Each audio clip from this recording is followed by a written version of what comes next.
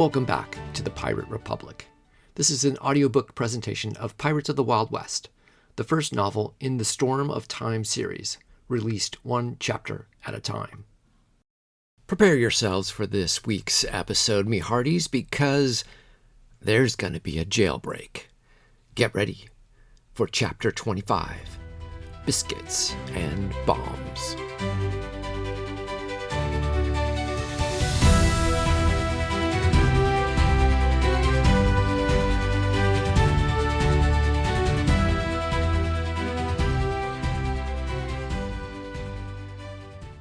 Chapter 25, Biscuits and Bombs.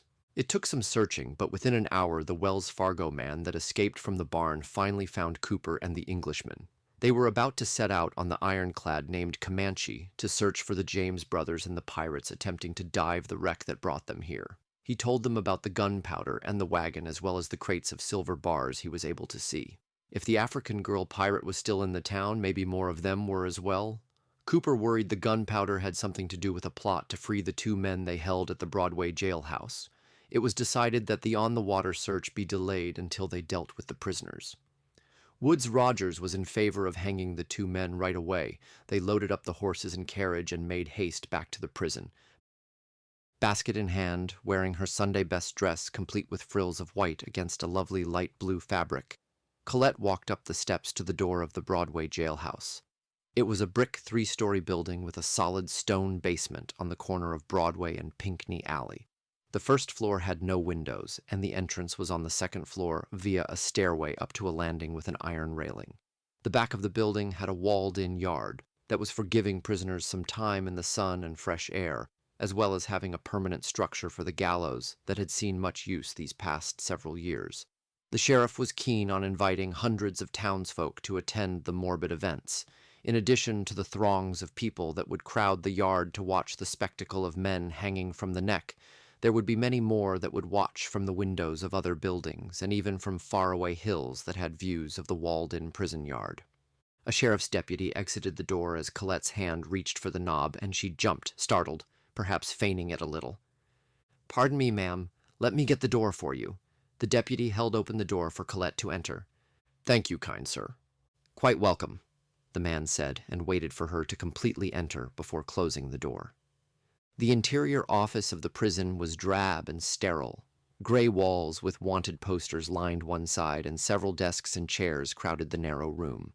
The far wall had a large shelving unit that was covered with a metal grated door, revealing a collection of confiscated weapons. Colette spotted the cutlasses that belonged to Thatch and Hornigold among the rifles, pistols, and ammunitions. There were 3 men in uniform gathered around one of the desks, and they all turned to watch her walk in. A balding man with an overgrown mustache stood up from his chair and walked over to greet her as she stood holding the basket with both hands in front of her. "What can I do for you, darling?" "My dear uncle has been arrested, and I was hoping to see him. You see, he's fallen in with some bad men and went and got himself into some trouble. He's really a sweet fellow, just, misguided. I fear that the poor man might fall into a horrible state of despair, and if you would be so kind as to allow me to see him, spend a few moments with him to pray for his salvation, then maybe I could ease his troubled soul." Colette spoke with as much southern charm and innocence that she could muster. "What's in the basket?" "Oh, I thought I would bring these cakes and muffins as a gesture of goodwill. I baked them this morning for you all." Colette opened the basket, and the other 2 men came to take a look at the treats. There were some fancy, sugared ones as well as a plain biscuit-looking roll. "These for us, ma'am?" asked a skinny fellow with stringy blonde hair. "Why, yes. Please take 2. You could use a little eating, sweetie." The skinny man's hand hovered over several treats before picking 2 coated with sugar. "Which one is your uncle?" said the mustached man. "His name is Edward. He has a heavy black beard that he likes to tie in braids." "That one looks like the devil himself. Hard to believe you 2 have any relations." Colette smiled at the man. "Oh, he may look dangerous, but really, he's sweet as can be. You know, it was me who started braiding his beard and hair. When I was a little girl, he'd sit and let me fix his hair as we was too poor to buy me a doll. I think his stealing might be because of me. Other kids made fun of me, and one day he came home with the most precious little doll that seemed brand new. When I think back now, Uncle Edward must have stolen that doll just to please me. Bless his heart. The men looked entranced at her, buying everything she was selling. The man with the mustache shook his head and said, "I think a few minutes wouldn't hurt no one. But one of us has to stay in there with you the whole time. Keep you safe." Of course, that would be fine. "Kenneth, you think you can handle this?" asked the mustache man of the skinny one. "Sure thing. Follow me, ma'am," Kenneth said, taking a set of keys and starting for the back door. Colette, basket in hand, started to follow. The mustached man grabbed her arm. "Hang on. Leave the basket here." Colette stopped and looked down at the basket for a moment. "But maybe Uncle Edward is hungry. He does love my baking," she said, and looked up at the deputy. He stared at her, considering for a moment. He looked down in the basket and picked out the plainest, hardest roll. "Why don't we leave the rest here? You can bring this one to your uncle." The mustached man handed her the roll, and she looked down at it, then nodded her head. Colette followed Kenneth through the door, then down a stairwell to the basement, where all the cells lined the hallway. Each door had small, barred windows cut into the metal, and a slot lower down that was used to slide in a tray of food. There was a guard sitting in a chair reading a newspaper next to the stairwell. He nodded to them as they passed by, eyes glued admiringly on Colette. Then he noticed Kenneth eating one of the cakes. "Where did you get that sweet cake, Kenneth?" "The lady brought 'em. Better go get one before they're gone." They continued walking down the hall while several prisoners catcalled and whistled as Colette passed by. Kenneth used his club to smack the bars of the windows as he passed to shut them up. He stopped at the last door at the very end of the hall. Kenneth looked through the small window. "Stand to the back of the room, mister. I'm opening the door. You've got a visitor." Colette waited while Kenneth found the right key, and she heard the loud click as the lock was disengaged. With the club in one hand, Kenneth swung open the door. She could see Edward Thatch standing against the far wall watching, one hand twirling a twisted braid from his beard, a glint of surprise in his animated eyes. His dark features were made even more so by bruises and lacerations around his eyes and cheeks. He was dirty and scruffy, even though he wore the suit of a well-to-do gentleman. She couldn't help but feel the rise of a tingling sensation as his eyes bored into her as she entered the room. He was leaning casually, one shoulder against the wall, and a smile forming on his lips. Colette quickly started the conversation to uphold the ruse she had created. "Oh, Uncle, I was so worried for you. Thank goodness you are still alive." Colette hurried over to embrace him. Thatch was quick to return the hug and wrapped his long arms around her. "Now hang on, there's no touching," Kenneth yelled out, and pushed the billy club into Thatch's shoulder, then pulled Colette away. The two parted, and Thatch held his ground, while Kenneth raised the club threateningly. "I'm sorry, Deputy. You'd said nothing about that," Colette said. Kenneth backed up a bit and lowered his club as Thatch remained against the wall. "Well, I was distracted. Talking is fine, but no more touching." Colette looked over Thatch's wounds as he stood there. "Deputy, did you beat my uncle? Where's the justice in that?" "Not me, ma'am. Not me. It was the Wells Fargo men and that scarred Englishman," Kenneth stuttered out, not wanting to incur Colette's ire, even though they'd just met. "I'm well, considering, dear niece," Thatch said. He and Colette looked at Kenneth. He took the hint and went to stand in the doorway and pretended to not listen in. "Is your friend Benjamin well? He's here too?" "Aye. He's fared better than me. Seems Woods Rogers has a distaste for my handsome face and wishes to beat it until it more resembles his own." Colette smiled at him. "Well, it does seem like he's close to succeeding. Such a shame." "It is good to see your lovely face. Wasn't expecting such a treasure before they hang me from me neck." The two looked at each other. Then Colette glanced back at Kenneth, who dodged her glare and kept his eyes lowered. "Well, not without a trial. This is a civilized city, for heaven's sake," Colette said. "Civilized or not, the pirate hunter has neither the time nor the patience to wait for a judge to find me guilty. But please inform me on more pressing matters. What has become of our endeavor to rescue poor Anne from the waters?" Thatch asked in choice-coded words. "You will be most pleased to hear that Anne was found and rescued. She is being tended to this very day." I haven't seen her myself, as she was spirited away to recuperate somewhere so she can have some privacy. Caesar and the others are attending to her. The scientist was most helpful, and he wanted me to let you know that he has offered you his help in your current predicament." Colette smiled at him. "Which reminds me, I do know that you love my baking, and I imagined that they have neglected to feed you well while holding you. So I brought you a biscuit." She handed Thatch the plain-looking bun. He turned it over in his hand, glancing at Kenneth, who raised his eyes to him. Thatch pulled a piece from the side facing him and put it in his mouth. He smiled and looked back down at the biscuit, his eyes remaining a moment on the treat. "It is as delicious as I remember your baking to be, dear niece." "You gonna pray for him, ma'am, because I think the time is almost up," said Kenneth. Colette got on her knees and held her palms together in prayer. "Dear Lord, please look after Uncle Edward. Allow him to see your light. Let him search his pockets and his soul for that light. Let him take your bread and burst the bonds that trap his soul in the realm of the devil. Please remove from his mind the weapons of destruction that our good and moral deputies had removed from his possession and locked away in the office upstairs. Bless these fine keepers of the peace, and bless my dear uncle, who underneath that crusty exterior beats a heart that longs to be gold. Amen." Colette rose and smiled at the smirking Thatch. "That was real pretty, ma'am," said Kenneth. "Now let's get you back up top and out of this foul basement before you are soiled by all the stench." He held the door ajar for her. Colette turned and walked out, followed by the deputy, who gave a last glare at Thatch before closing the cell door and engaging the lock. Thatch strode to the door and was able to see a quick glance of the two as they walked out of sight down the hallway. He went and sat on the cot and looked down at the biscuit in his hand. The piece that he'd torn off and eaten revealed a bit of wool, wire, and wax. He broke the biscuit in half and pulled out a small amount of coiled wire, as well as a narrow wax rod with something inside. He looked closely at the rod, intrigued. It had a small bored hole on one end that was capped with a small metal piece. Thatch unrolled the spool of wire and saw that the wire fit perfectly in the hole. The setup reminded him of a cannon, where you would light the wick protruding from the barrel. He gently squeezed the wax, and it molded underneath the pressure. He played back Colette's prayer to him, and recalled the coded detail about searching his pockets and soul for light. The pirate hunter had made sure that all his pockets were emptied, as well as being thoroughly searched for hidden weapons.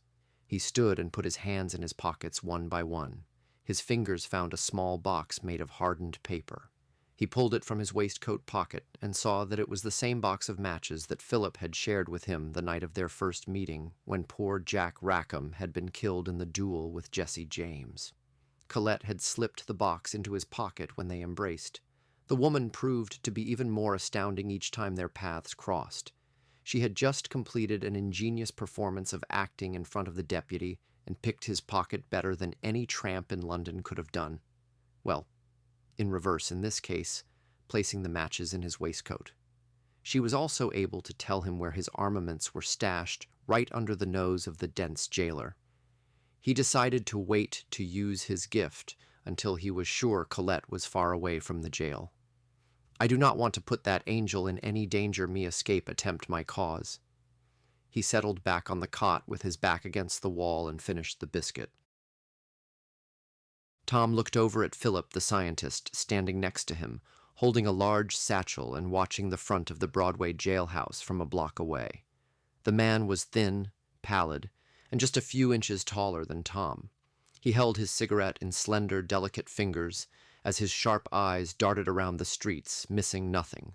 The scientist was so different from Blackbeard and the other men, their strength and aggression visible and felt when in their presence, while the scientist projected an ever-present superiority of the mind. Tom longed to grow into the image of those pirate men, especially Captain Blackbeard, but he was beginning to like Philip very much as well. Maybe he could learn, develop, and become a formidable combination of the two types of men. Ah, the mistress of intrigue emerges with the look of success on her exquisite features, Philip said, as he watched Colette leave the prison and casually walk toward them. A satisfied look on her face gave him confidence that all had gone according to plan. He surveyed the street to make sure none followed her, nor anyone paid undue attention as she approached. Philip dropped his cigarette and ground it underneath his booted heel. He moved a few paces down the walkway to sit on a bench under a store window, with Tom following him. Colette sat down on the bench between Philip and the young Chinese boy. "How was Captain Blackbeard?" Tom asked, looking up at her worriedly. "He's fine, young Tom, fit as a fiddle." "Did everything go as we had hoped?" asked Philip. Colette nodded. "How did you know the jailers would take all the sweet buns and leave the biscuit for Edward?" "I'm a student of human nature as well as the sciences. They were certainly going to deny the captain a treat, but would most likely look to please you, the entrancing figure that you are, by allowing you to feed an unadorned, crusty morsel to their prisoner. The jailers eating the sweet cakes was never in doubt, but the rest of the plan's success remains to be seen. Do you think Captain Thatch will be able to grasp the use of our gift?" I watched him take a bite of the biscuit and see the contents. I believe I was able to convey the use of your improvised device through my recited prayer." "Your prayer?" Philip raised an eyebrow. "You take the opportunities that are given to you," Colette said, smoothing the hem of her dress. "How long do we wait?" asked Tom, glancing through the window of the shop they sat in front of. Philip turned and looked at what the boy was eyeing. In the window of the shop were displays of candy and other sugared treats. Philip reached into his pocket and pulled out a coin purse. Opening it, he took several coins out and leaned over to hand the money to the boy. "Something for the lady and me as well, my boy." Tom's face expressed a rare, wide smile, and he leaped up and hurried into the shop. Colette and Philip smiled at each other, then turned to watch the front of the prison. Philip knitted his brows, stood, and gazed far down the street. Colette rose alongside him and looked at what caught his attention. There were about a dozen men on horseback riding next to a carriage many blocks away. Even from this distance she could recognize the group as the Wells Fargo men. She looked worriedly at Philip. He slowly sat down again on the bench, setting his satchel next to him, arm lying atop the brown leather bag, slim fingers absently drumming against it. "What do we do?" Colette asked. "You might want to consider your newfound talent of prayer." Colette slowly lowered herself next to Philip, and the two of them settled in, waiting for the oncoming violence. Thatch knelt in front of the keyhole on the metal door that opened out toward the hallway. He carefully molded the thin wax rod to fit inside. He pushed the wax with what looked like sawdust within through the thin hole, trying to get as much of the small explosive into the lock mechanism as possible. He then threaded the fuse into the metal ring on the end of the rod that he assumed acted as a type of blasting cap. He stood back, looking at his work. The fuse protruded 6 inches from the lock. He wasn't sure how long it would take to burn up to the explosive, but he wasn't able to move that far from it anyway in the cramped cell. He figured the blast would be small, with just enough force to disable the lock. Thatch looked through the barred window to see if anyone was near. With the coast clear, he pulled the matches out and struck one. He watched as the flame caught, then held it under the fuse. It ignited immediately, and Thatch quickly moved to the far corner. He turned his face to the side and covered his ears. Blam! Smoke, debris, and bits of metal exploded from the lock. The sound was loud and echoed through the small room, bouncing off the concrete walls. Thatch hurried to the door that was still lodged in place. He pushed to open it, but it only moved a little. Some of the lock must still be holding it from opening. He put his shoulder against the door and shoved his weight against it, but it still held. There was yelling and hollering from outside his cell.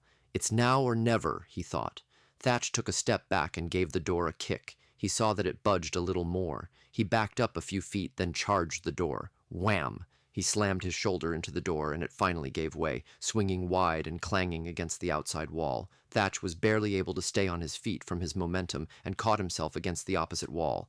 He looked down the hallway, expecting guards to be running toward him, but only saw a man slumped in the chair near the stairwell, unresponsive to all the noise. He started toward the exit as the other prisoners whooped and hollered at him. He saw Hornigold's face in one of the barred windows as he was passing. "You're free, mate!" Hornigold shouted. Thatch paused and put his hand on Hornigold's that was fisted around the bars. "Aye, I'll find a key and come back and set you free." He made his way cautiously to the unconscious guard. There was drool running down the man's slack face, but Thatch saw that he was still breathing. There were crumbs scattered in his beard and on his shirt from a sweet cake. He searched the man and found a key ring as well as a billy club. He took them both, then made his way back to Hornigold's cell. "How did you do it?" Hornigold asked. Thatch opened the man's cell, and Hornigold looked around the hallway in confusion. "The lovely Miss Dallaire and our little scientist friend whom you wanted to kill upon first meeting." "Well, luck has it that I didn't," Hornigold said. "Indeed?" Thatch led the way down the hallway as the rest of the prisoners pleaded for them to open their cell doors. He stoically ignored them as they reached the stairwell, believing that stealth was of the essence in their escape. He cautiously ascended the stairs to the top, where a closed door blocked the way to the upstairs office. He looked back at Hornigold to see if the man was ready for whatever came at them upon opening the door. He pushed the handle and eased the door open, leading with the billy club as he entered. The room was quiet, and he saw that there were 3 men slumped unconscious, 2 of them at their desks, and the one that came in with Colette leaning his head against the wall where he must have slid to the floor. Thatch eyed a basket that still contained 3 sweet rolls. "What happened to them?" Hornigold asked. "I'd say Miss Dallaire's baking didn't agree with them." Thatch wondered for a moment if all the baked goods had been laced with some kind of sleeping poison. The one he ate was clearly meant for him, so he put the thought aside. He looked around the office, and his eyes stopped on the cabinet holding all the weapons. It took only a moment to find the right key on the ring to open it. Hornigold stood close by as Thatch retrieved his pistols and cutlass. He handed Hornigold his armaments as well. "Shall we?" "Aye," Hornigold said as they made their way to the door. The 2 pirates stepped out into the late afternoon sun to gaze upon the crowded streets. Thatch led the way down the stairs and out onto Broadway, with Hornigold next to him. Just at that moment, a dozen riders and a carriage pulled up in front of them. The riders surrounded the pirates in a semicircle and pointed their pistols and rifles at them. Thatch looked up to see the faces of the Wells Fargo men taking aim at him. Thatch already had his cutlass and a pistol in his hand and pointed it at them, from one horse rider to another. The door of the carriage opened to reveal the pirate hunter and Jennings. The 2 men stepped down from the carriage, and Woods approached Thatch and Hornigold to a distance of 6 feet. The horse riders' guns remained trained on Thatch. "Aren't you a resourceful fellow, Edward Thatch?" Woods remarked. "Come any closer and I'll put 6 more holes in that scarred face of yours, Rogers." "Don't be a fool, Thatch," Jennings hissed. "Drop your weapons. You have no chance of escape." "I should have never let you step aboard the Queen Anne's Revenge, Jennings. You soil her with your treachery. Pirate turned pirate hunter. The world has known no greater scum," Thatch said, keeping careful watch on all the enemies in front of him. "To think you were once part of the Pirate Republic, you be a traitor among traitors." Jennings laughed aloud at Thatch's words. "Pirate Republic?" The grand illusion sung by a tired, old, drunk man without the heart to tell his disciples of the true ruse. "Did you really expect all the miscreants and scoundrels you sail with to live within the rules of a republic?" Jennings scoffed. "While the very architect himself works to dismantle and deliver the killing blow in return for the pardon and favor of the crown?" Thatch stared at Jennings, and then saw the pirate hunter smirk within his disjointed jaw. He looked over at Hornigold, whose eyes were averted from him. Thatch's mind reeled.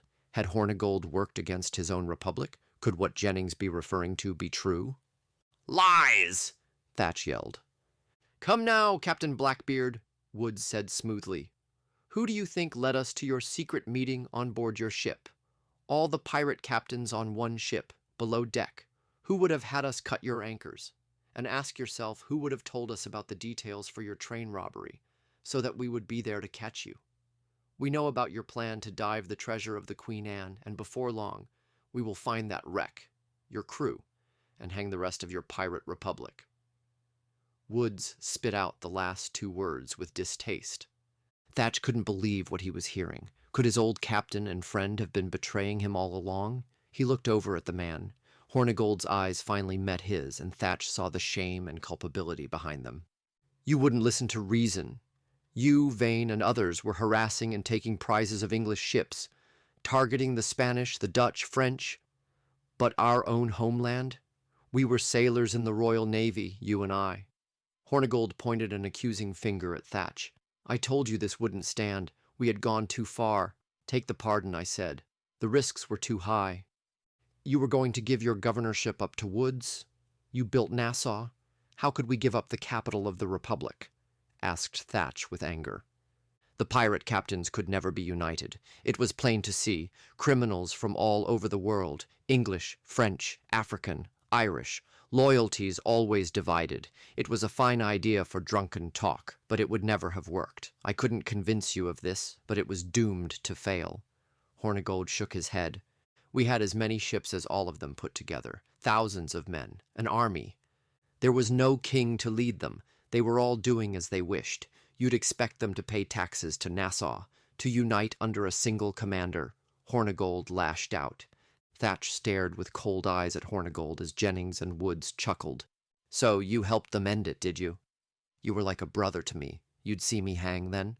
Thatch's grip on his sword tightened. He pointed the sword at Hornigold. Your old first mate and dear friend Blackbeard hanging from a noose while you sail away into the night. Thatch turned to look at the men surrounding him. He dropped his pistol and the belts that held the other weapons.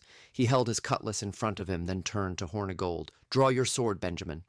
Hornigold looked at Thatch with confusion, then glanced at Woods and Jennings, who were smiling and enjoying the show. Parley is over. It is time to solve this matter over swords, traitor, Thatch growled. Hornigold looked again at Woods, unsure of himself. Rid the world once and for all of this demon, and your freedom is assured, Captain Hornigold, Woods said. Cooper, watching the scene unfold from his horse, motioned his men to lower their guns and give the pirates room to fight. They backed up their horses as the growing crowd and stopped traffic converged toward the spectacle. Cooper had seen knife fights before, but sword fights were out of the norm in the wilds of the Western Territories. It seemed like something from the books of English knights and princesses. Maybe there was some truth in the stories of these men being born more than a century ago. He was intrigued enough to let the action play out in front of this crowd and his own eyes. Hornigold unsheathed his sword and swatted it around, loosening his arm. The two pirates circled each other, watchful for the one who would make the first move. You should have taken the pardon, Blackbeard, Hornigold said. It would have saved your life. Instead, your ego has brought us all to this hellish earth, marooned in time. He suddenly thrust his sword at Thatch. Thatch moved left and parried, and their swords clanged together with the sound of steel striking steel. The duel had begun. Thatch moved aggressively into an attack, using his long arms to slash toward Hornigold's left, then right side, driving him back. Hornigold's years of fighting experience kicked in. Anticipating Thatch's next swing, he dodged right and executed a back slash that caught Thatch off guard. Blackbeard hastily adjusted his stance, bringing his sword up and across his chest just in time to deflect Hornigold's swing. The two men traded blows for blows, pressing each other back and forth in front of the cheering crowd. Blackbeard lunged in for an overhead strike which Benjamin blocked, staggering back, and their two swords locked together at the hilts, their sweat-beaded faces inches from each other, fixed in masks of fierce scowls. Blackbeard raised his boot and kicked Hornigold in his gut, sending him stumbling back into one of the Wells Fargo riders. The man's horse spun back and away from the melee, knocking several onlookers to the ground. One man was unfortunate enough to have a hoof driven into his leg, breaking it with a loud snap and cry of pain from the man. Hornigold recovered quickly and paced a circle around the panting Thatch. He could see the evidence of the many beatings Woods had delivered to Thatch. Those wounds were taking a toll on the winded, lanky man. He pressed his advantage with quick slashes of his cutlass from the right side, along with several thrusts that drove the man back toward the wooden walkway that paralleled the street. Thatch, in his defensive retreat, stumbled backwards as he reached the raised sidewalk. He landed hard on his back, and Benjamin took the moment to deliver an overhead strike down toward Thatch's head. Blackbeard rolled desperately to the left at the last second, and Hornigold's cutlasses sank into the wood inches from Thatch's face. He then spun away and put a few feet of distance between them. Hornigold tugged on the cutlass and found it stuck in the wooden planks of the sidewalk. He looked down at the steel embedded in the wood and saw that underneath it was the remains of one twisted black braid from Thatch's beard. He put his boot next to the blade and used the leverage to pull it loose. Hornigold turned toward Thatch and spun his sword about his wrist in a show of swordsmanship. He rushed forward to give the man no quarter, and the two swords clashed with ringing cries. They danced around within the circle of onlookers as the duel progressed, with Hornigold seeming to have the upper hand. Thatch was once again on the defensive as Hornigold backed him up against the carriage that Woods and Jennings arrived in. With another lunging attack deflected by Blackbeard, Hornigold was pressed up against him, both men locked with the swords over their heads, both hands gripping their hilts. "You befoul the code, knave," Thatch hissed. Hornigold brought his knee up to strike Thatch's groin, but connected with his hip as Thatch pivoted to avoid the debilitating blow. Thatch twisted underneath Hornigold's arms, spinning around to lock his sword arm underneath Hornigold's chin as he now was behind him. He held Benjamin's wrist with his other hand that was wielding the cutlass. Thatch applied as much pressure as he could to Hornigold's neck. Hornigold, in a desperate bid to free himself from Thatch's grasp, launched himself backwards, causing Thatch to slam his back against the carriage. Hornigold felt the pressure on his neck release some and bent his knees, then shot up again, forcing Thatch to bash once more against the wood and metal carriage. Thatch's grip on Hornigold's wrist slipped, and Hornigold ripped his arm forward, then sent his elbow back, smashing into Thatch's nose. Blackbeard's eyes watered, and he saw stars as Hornigold broke from his grasp and turned to face him, sword raised above his head. Blood gushed from Blackbeard's nose as he bent over, sword gripped haphazardly in his hand as he reeled from the pain. "To hell with you, Blackbeard," Benjamin said before swinging his sword down in a strike to remove Thatch's head. Blackbeard lunged in a blaze of speed up and under the hovering Hornigold as the sword came swiping down to the spot where Blackbeard had been only a split second before. Hornigold choked in wild-eyed horror as Blackbeard rose underneath him, his sword embedded in Hornigold's gut. The two men once again stood against each other, faces dripping with sweat and blood mere inches apart. Hornigold looked down at the hilt of Blackbeard's cutlass protruding from his insides, then his eyes rose to meet Thatch's. There was a fire dancing in those stormy eyes like an image of a burning ship out at sea. Hornigold let his cutlass slip from his grasp, the strength to hold it leaving his hand. "You broke me heart, Benjamin," Thatch said, and pulled his sword from his old friend's dying body. Hornigold slumped and landed with a thud on his back, arms wide apart, blood pooling from the wound. The street was silent, and Thatch was incognizant of the crowd around him. A deep sadness overcame him, and mixed within the blood, dirt, and sweat. A tear rolled down his bruised and battered cheek. "Hang that man!" screamed out Woods Rogers. Seconds later, without any fight left in him, Blackbeard's arms were being held by two men, and he was surrounded by several others from the Wells Fargo Company. He allowed himself to be shoved and led up the stairs of the prison while the crowd chanted for his hanging and screamed their excitement of the proceedings. The guards pushed him through the door, and he was vaguely aware of the scene inside the office as he was dragged out another doorway leading to the backyard of the prison. A 12-foot concrete wall surrounded the area, and in the far left corner stood the wooden gallows, noose hanging at the ready. Hundreds of people thronged into the yard. Woods and Cooper shouted at their men to keep the rowdy crowd back as they half-pushed, half-carried Blackbeard toward the gallows. Two Wells Fargo men hauled him up the steps to stand underneath the rope. Woods and Jennings had followed behind with stern faces, but excitement dancing in their eyes. Jennings tied Thatch's hands behind his back, while Woods pulled the noose over Blackbeard's head and tightened it around his neck. The great black beard was caught inside the noose, and Thatch twisted his head around uncomfortably, attempting to dislodge it. He looked out to the crowd, taking notice of the hundreds of people who were pouring into the yard. There were smiles and shouts of excitement at the lynching that was about to take place. His lynching. He searched the crowd for a face that he recognized, but none surfaced. He laughed in spite of himself as he realized that in all the world he only had a handful of people he could claim as friends, and he'd just killed one of them. He was a stranger here, a forgotten character from another time, another place. He had lost everything in a matter of days. His ship, treasure, his mates, all swallowed up in the sea of time, and now his life would end by the dread hand of the pirate hunter. "Last words, Edward Thatch," said that scarred face as it appeared in front of him. Ironically, none came to mind as Thatch stared out at the mob. He had spent his life priding himself as an orator, skilled at inspiration as well as intimidation, should the situation warrant it. He had easily led men into battle with his words and charisma. Now the cat had caught his tongue, or maybe it was the noose constricting his neck, depriving him of thought and imagination. He could think of no words to utter at his end. Woods was not of the same mind. He relished this moment of triumph. He turned to the crowd and raised his hands for their attention. "This fiendish man before you, Edward Thatch, known throughout the Caribbean and the Americas as Blackbeard the Pirate, will hang before you by order of the King of England, George I. I, Woodes Rogers, hereby pass sentence on Blackbeard, wanted for murder, mayhem, debauchery, long sought for piracy, and all manner of depravity, to hang from the neck this very day until he be dead, dead, dead. You're going to kill me 3 times, or are you just a stutterer? Thatch asked loudly, finding his voice to taunt Rogers at the last.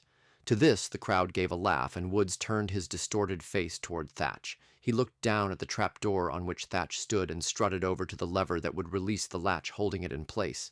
"To hell with ye!" Woodes took hold of the wooden lever, and as the crowd roared, he forcibly pulled it back.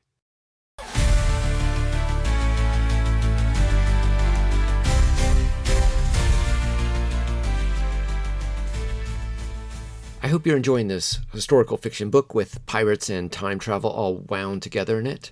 You can find the ebook and physical books at my website, briancantrell.com. You can also find the second book in this series, Pirates of World War II.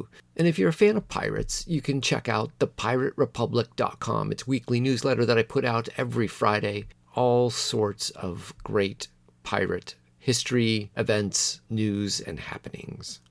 You can also toss a few doubloons our way by joining our Patreon at Patreon, The Pirate Republic.